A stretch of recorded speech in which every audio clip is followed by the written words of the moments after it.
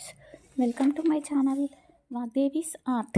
ఈరోజు ఈ వీడియోలో సంతానం కోసం ఎంత ప్రయత్నిస్తున్నా పిల్లలు కలగట్లేదనడానికి రేపటి రోజు అంటే ఆదివారం ఆశ్లేష నక్షత్రం రోజు ఏ పూజను పాటించాలి, అదేవిధంగా పెళ్ళైన దంపతులు వెంటనే పిల్లల్ని కనకపోతే వచ్చే నష్టాలు ఏంటి అనేది చూద్దాము. ఈ రోజుల్లో యువతి యువకులు పెళ్ళి చేసుకోగానే నా జీతం ఎంత, నీ జీతం ఎంత, ఖర్చులను ఎలా బ్యాలెన్స్ చేసుకోవాలి, ఈఎంఐకి ఎవరి ఇది కట్టుకోవాలి, అలాగే ఎవరి జీతం ఈఎంఐకి కట్టాలి, ఎవరి జీతాన్ని బ్యాలెన్స్గా సేవింగ్స్లో పెట్టాలి, అదేవిధంగా ఇల్లు ఎప్పుడు కొనాలి అని చెప్పేసి ఇలా లెక్కలు వేసుకుంటూ ఉంటున్నారు. అంతే తప్ప ఎంతసేపు డబ్బు గురించి, సెటిల్మెంట్ గురించి, జీవితంలో ఎంజాయ్మెంట్ గురించి ఆలోచిస్తున్నారు. కానీ పిల్లల్ని కందాం, వాళ్ళకి ఏం పేరు పెడదాం అన్న ఆలోచన ఈ మధ్యకాలంలో మర్చిపోయారు. వీళ్ళతో పాటు వీళ్ళను కన్న తల్లిదండ్రులు కూడా అదే విధంగా ఉన్నారు. ఇప్పుడే పెళ్ళెందుకు, కాస్త జీవితంలో సెటిల్ అవ్వండి, లేదంటే జీవితాన్ని ఎంజాయ్ చేయండి అని చెప్తున్నారు. అసలు వివాహం చేసుకునేదే సంతానం కోసం. వివాహం చేసుకునేటప్పుడే అక్కడ సంకల్పంలో ఉంటుంది సంతానార్థం వివాహం అన్న విషయాన్నే మర్చిపోయారు. ఇక ఇలా సంతానం కోసం వివాహం చేసుకున్న తర్వాత సంతానం కలగట్లేదు అని బాధపడితే దేవతలు ఎలా అనుగ్రహిస్తారు? ఆడపిల్లను కన్యాదానం చేసేటప్పుడు ఆ తల్లిదండ్రులు మేము కన్యాదానం చేస్తున్నాం, పితృదేవతలారా మంచి సంతానం కలిగేలా ఆశీర్వదించండి అనుకుంటారు. అలాగే మగపిల్లాడి తల్లిదండ్రులు కూడా మనవడికి పెళ్లి చేస్తున్నాం, మంచి సంతానం కలగాలి అని చెప్పేసి కోరుకుంటారు. అంతే తప్పితే ఎంతసేపు సెటిల్మెంట్ అవ్వాలి అని ఆలోచిస్తున్నారు. సెటిల్మెంట్ ఈ జన్మకి ఎలా అవుతుంది అండి?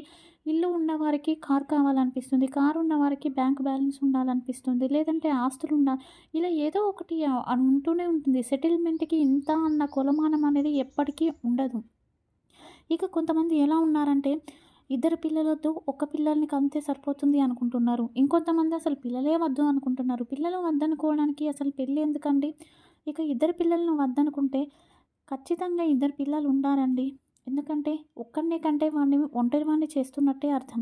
ఎందుకంటే వాడికి ఏదైనా ఇబ్బంది ఉన్నా, బాధ ఉన్నా తోడబుట్టిన వాళ్ళకే కదా చెప్పుకుంటాడు. తోడబుట్టిన వాళ్ళ తోడు లేకుండా చేసే పాపం తల్లిదండ్రులకే తగులుతుంది. దయచేసి పెళ్ళి కాగానే వెంటనే పిల్లల్ని కనే ప్రయత్నాన్ని చేయండి. ఎందుకంటే పెళ్ళి అయ్యిందంటే గురుబలం ఉన్నట్టుగా లెక్క. గురుబలం ఉన్నప్పుడే సంతానం కూడా కలుగుతుంది.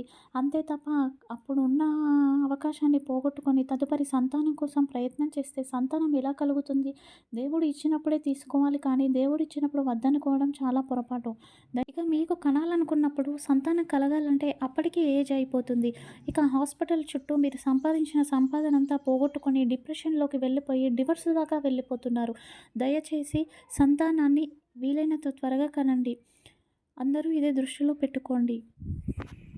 ఎంత ప్రయత్నించినా సంతానం కలగట్లేదు అనుకునే దంపతులు రేపటి నుండి, అంటే రేపు ఆదివారం ఆశ్లేష నక్షత్రం వచ్చింది అండి, సర్పదేవత నక్షత్రం రేపు 8:36 తర్వాత నుంచి స్టార్ట్ అవుతుంది.